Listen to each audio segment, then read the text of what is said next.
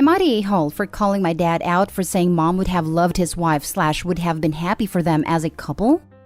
My mom died when I was 16 male. 3 years later, dad started dating the one woman my mom hated most in the world. They had a beef going on since childhood, and then when they worked together, it continued. Mom used to say how much she hated her, how she'd be glad when she no longer have to have her in her life. She said she was the worst person ever. It used to be a joke with my dad and mom's family that mom would hunt her if mom was the first of the two of them to die. Everyone knew the feeling was mutual between them though. So much that people they worked with did everything so they never had to work together. And their boss almost fired my dad's current wife back in the day for her unprofessional behavior. Dad fell in love with her though, and ever since has been determined to paint a different picture. It turned my mom's family against him, who hated him for his choice of partner after mom. They said if he expects to reunite with mom in death, then he has another thing coming, because she would never forgive him for choosing her, his current wife. His choice of wife bothers me too, as well as how he talks about her and my mom. He has talked endlessly about how mom would have loved his wife, or how happy she would be for them. Once, he even said she sent his wife to us when I have kids. They can have a grandma. My fiancé and I were having dinner with my dad and her parents. Dad's wife was there too. Dad started off on his BS about this, and I called him out and reminded him that mom hated her, and that the feeling was very much mutual while she was alive, that he had a right to move on, but to stop painting a pretty picture.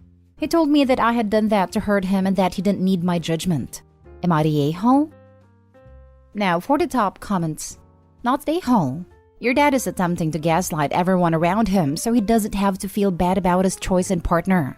The other side of the situation is, he doesn't have to feel bad. He waited an appropriate amount of time after the loss of his first wife and then found love. It doesn't really matter who with.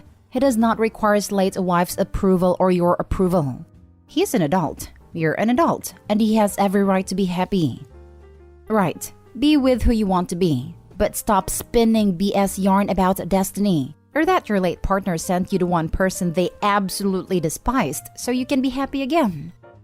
If I was Opie's wife, I would be resurrecting myself instantaneously to come after them. LMAO.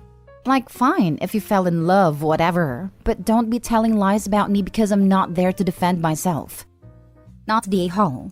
He can marry who he wants, but he doesn't get to 1. Fabricate the past, 2. Demand you play along, and 3. Not face the consequences of lying so blatantly to the point he's seriously repulsing people. I'd respect him more if he had acknowledged the true history between the two women, admitted he liked his new wife despite this, and stopped trying this frankly Orwellian crap. Frankly, I'd go very low contact with the man, because he's going to try to brainwash any future kids with his fantasy Lala version. Seriously, I'm petty, but I would have asked him, how does it feel to know your wife married you to get revenge on a dead woman? I also wouldn't want him near my kids, so his outlandish suggestion that she would be their grandparents would definitely send me to low contact territory. It's not judgment, Dad. It's a fact. I'm happy you're happy, but stop trying to make it something it's not. Not the a-hole. Not the a-hole. Basically came here to say this. It's great he's happy again, but that doesn't negate the other factors in the situation. Next story. Am I the a-hole for intentionally drinking at family events so I'm not forced to babysit? I, 30 male, I'm the only one of my siblings without children. This is a personal choice for many reasons I won't get into. My parents live with my sister who is 9 years older. It has 2 kids I see often. However, my brother, 2 years older, has a young girl and 2 little boys. All 3 are likely on the spectrum, but my brother and his wife refuse to check through a doctor. They're also homeschooled in a very rural area, and I don't get to see my brother and his family very often. Maybe once a year. Every time I do spend time with my brother and his family, it never fails that he finds a way to dump his 3 kids on me, who may have special needs, the second he can, so him and his wife can disappear from the kids' area. I really only see my brother's family during large family events. The kids usually have their own separate area to play and eat, away from the adults smoking cigarettes and drinking, etc., so they can socialize and let loose, so to speak. My brother's 3 kids don't leave the house very much, almost never, as they live on a big farm. So when they go to these kinds of events, they're over the top excited and harder to manage. And one is nonverbal but constantly walks around looking to play with literally deadly things. So needless to say, I'm not qualified or even capable to watch my brother's 3 kids by myself as well as what they need. Plus, their cousins, my sister's kids, also want to spend time with their cousins. So I'm sitting there by myself watching 5 kids aged 4 to 8 by myself. 3 of which may have special needs. 1 is a freaking monster. And because I'm the cool uncle, I gave them a Nintendo Switch for my own peace of mind. My brother assumes every time that I'll just watch his kids. It's gotten so blatant on my brother's end that lately at family events, my brother will give me a physical paper list of parental duties, a backpack with stuff for the kids, then turn his phone off in front of me, then walk away after dumping his kids on me. I go to these family events to spend time with my whole family, not to be an isolated babysitter. I love my nieces and nephews, but this is one of the reasons I didn't have children in my 20s. Family events are just as important to me as other parents there, and they can manage to watch their own kids. But my brother always finds a way to ditch me with his kids. Then ultimately my sister's kids join in too. I don't go to these family events to be a babysitter, so I've just started drinking a bit before I show up and drink a little bit consistently enough to safely say I shouldn't have 5 small children in my care. Since these times are really the only times my brother sees me, he thinks I'm a drunk and spreading rumors as such. Not at all, but laugh at your solution instead of just confronting them. You can do whatever you want at family parties because you don't have kids. I would maybe tell him that you're not available to babysit at parties and he should plan accordingly. I've definitely talked to them. Lol, they act like martyrs because they procreated. I hate people like that. Like, just because you brought these kids into this world doesn't mean you have any extra privileges. Go take care of your spawn. Parents always seem to forget all the rewards of being a parent has the second they're slightly inconvenienced. Not the a-hole. This is just your brother using you without any thought to you as a person. Get your drink on. Your other family members that actually care will ask you if you're an alcoholic. You can be honest with them. The ones that just accept the rumors, well, that tells you their opinion of you. I have one aunt who tells me I should join AA, but she only has the nerve to tell me that while she's also been drinking. Haha. Not the a-hole. But that's probably not the best way to deal with this. Drinking and allowing others to assume you're a drunk is ridiculous. Get into conversations and then say you can't simply leave the chat and look after the kids. Or start cooking something so that you can't abandon the stove or the pan for too long. Honestly, there's no point being honest in these situations because they will probably only get selfishly offended. But perhaps you don't want to be drunk every time you meet your family. Trust me, this was far from my first solution. I even tried bringing friends, and my brother still finds a way to corner me. Next story is titled, Am I the a-hole for screaming at my husband and daughter because I didn't clean the house? So I, 37 female, have a husband, 38 male, and a daughter, Ellie, 17 female. I won't specify exactly what my job is because it's not relevant to this situation. But long story short, I was offered some extra training from my workplace in order to gain higher qualifications and therefore go onto a higher paid ranking in the business.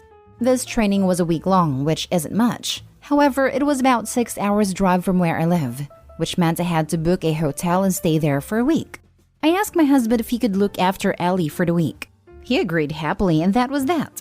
Now, I'm not exactly a perfectionist, and our house is by no means pristine. However, I do like to make sure it is clean and keep it at least somewhat tidy and presentable. I clean surfaces, toilets, floors, etc. regularly. However, there can be a little mess about a place, which is not unusual. Walking through the front door to my house after that training week absolutely horrified me. We have 2 cats, and they are litter trained. The litter was full with cat poo, and it stank the house out. Neither my husband nor my daughter, both able-bodied people, had bothered to take care of the cat litter. There were dirty dishes piling up everywhere in the kitchen, and they smelled bad too. There were muddy footprints on the carpet, food smushed onto the sofa. The house was just a complete mess. After a week of work training for 15 hours each day, I did not have it in me to get angry in that moment. I just sat on the filthy sofa and cried. Then my daughter and husband came down the stairs, complaining that I hadn't immediately started washing the dishes as soon as I came through the door, so they could make food and drink. At this point, I was really started to see red. What made me lose my temper completely was when my husband said I was ungrateful for him giving up his time to look after Ellie all day. I lost it. I screamed at my husband saying that he has no right to expect me to be grateful. when he left the house that I paid for in such a disgusting state. I then said that Ellie's a 17-year-old girl who can look after herself for the majority of the time, which meant he was completely over-exaggerating the extent of how much time he gave up. I then said to both of them that if they are going to treat me like this, they can just leave and go somewhere else and live like tramps elsewhere. My husband took Ellie and left. I don't know where they are now. My guess is that they went to my husband's parents' house. Am I the a-hole? Now for the top comments. Not the a-hole. You need to take a video of the house before they come home. Get evidence as to what state the house is in. I honestly would pack my items back up. Get a hotel for 2 more nights and tell them that if the house isn't to at least the standard it was in which you left, consequences would follow, especially to your husband. Not the a-hole. I'm so sorry that your family is such a jerk to you. P.S. Your poor cats. Your husband and daughter care so little for your pets that they forced them to go outside a box? This is incredibly stressful and cruel. Please make sure you remember this detail especially. They walked past these animals every day and didn't care that they were hurting them. And send the video to anyone who yells at you after believing your husband's lies. Not the a-hole. You weren't even there. How would it be your responsibility to clean up the mess they made? And your husband is not doing you a special favor by looking after his own daughter. He is a parent. That is what parents do.